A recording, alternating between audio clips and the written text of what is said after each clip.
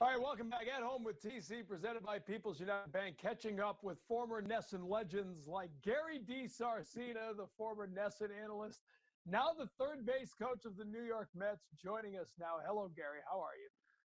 Very well, TC. How you doing, man? It's great to see you. It's been a while. It's great to see you virtually anyway. Geographic organization of baseball interleague play. What do you think about the proposals and what you've heard of it so far? Well, so far, I mean, I think the bottom line for us in uniform is, number one, to be safe. And I think part of that process, the protocols of being safe, is to try to limit the travel, getting on airplanes, flying across country, staying in hotels and cities across the country. I think it's interesting. It's good. I think we have to, without a doubt, be creative. We can't just think that things are going to be the same before the virus. So I think the players, the staff, the front office, as long as it's safe, and with, I think, what are we, 63, 64 days away from spring training, that it's got to be creative, and I think we're all in. Obviously, like Boston, New York has been a hot spot. I mean, so you really, it's almost hard to imagine where you're going to be in 2 months, No, I mean, New York City, Manhattan itself has been a hot spot, but so has Long Island, and so has the Citi Field area. So for all those people back there, our thoughts and prayers are with them.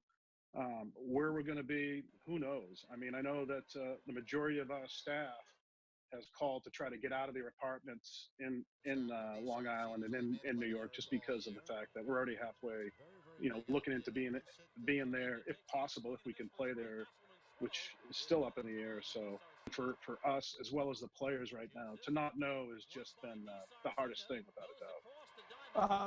Let's get to the important stuff here, Gary. I mean, it's bad enough that we have to deal with a worldwide pandemic, but then a couple weeks later, you find out Tom Brady is leaving for Tampa Bay. How have you been able to handle that news? Well, the bad news before that was Noah Syndergaard had Tommy John, which is bad news in itself. And then, I don't know what's worse, Brady or Gronk leaving. I know Gronk was retired for the year, but for him to come out of retirement and go down to Tampa Bay is a little bit is a kick in the gut. But you know what? I look at it this way, man. We had 19, 20 great years of unbelievable football. I mean, for us that grew up before him with Bledsoe, almost took us to the promised land, to Tom Brady, the transition. God, it's been, our kids only think that the Pats are in Super Bowls and they win. So, but good luck to him down there. I hope he can turn it around.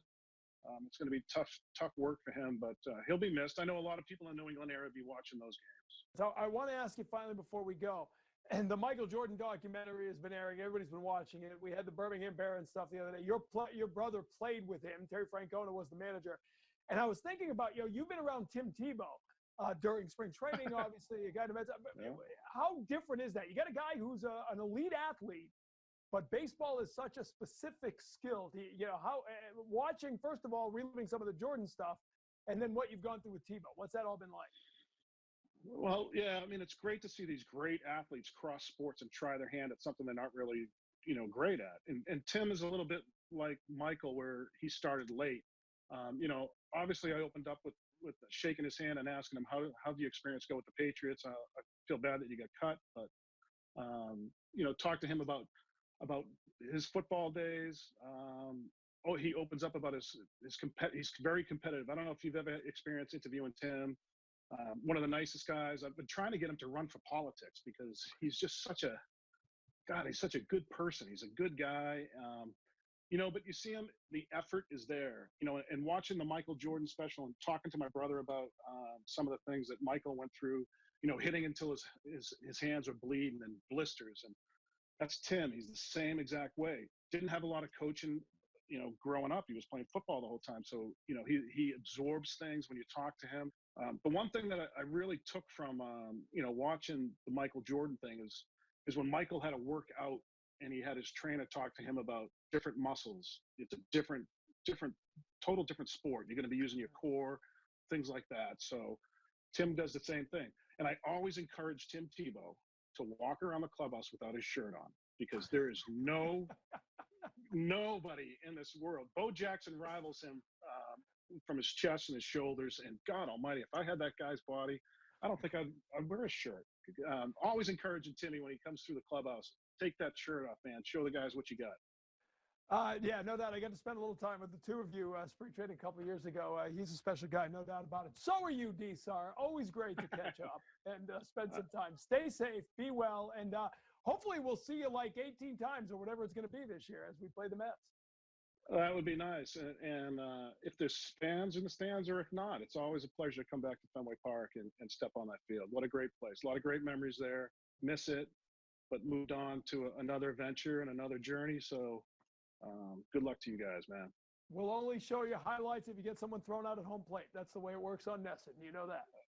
That's all right. That's all right. Good stuff. It's Good part of the game. Yeah, we'll talk to you and see you in soon, Jerry. Thank you. That's DiSarcina. We'll take a break and come back with more At Home with TC, presented by People's United Bank.